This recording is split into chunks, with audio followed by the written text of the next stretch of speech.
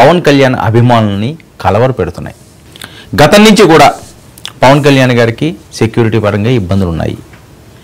పవన్ కళ్యాణ్ గారి మీద ఏదో హత్యా ప్రయత్నాలు జరుగుతున్నాయి. సుఫారీ టీములు వస్తున్నాయి, ఆయన మీద రెక్కీలు నిర్వహిస్తున్నాయి.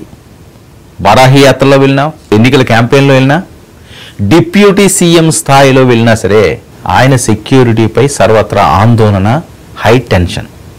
దీనికి తగ్గట్టుగానే ఆయన సామాన్యంగా ఉంటాడంటే ఉండరు. ఆయన జనాల్లోకి దూసుకు వెళ్ళిపోతుంటారు, మారుమూల ప్రాంతాలకు వెళ్ళిపోతుంటారు.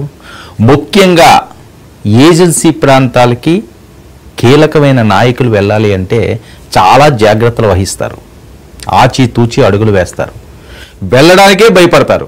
అందులోని మారుమూల ప్రాంతాలకు అస్సలు వెళ్ళడానికి సాహసించరు. ఎందుకంటే అక్కడ ఉన్న నక్సల్స్ ప్రభావమో వేరే అంశాలు చాలావన్నీ కూడా ఏదైనా జరగవచ్చు, జరగరాందని. ఎవరైనా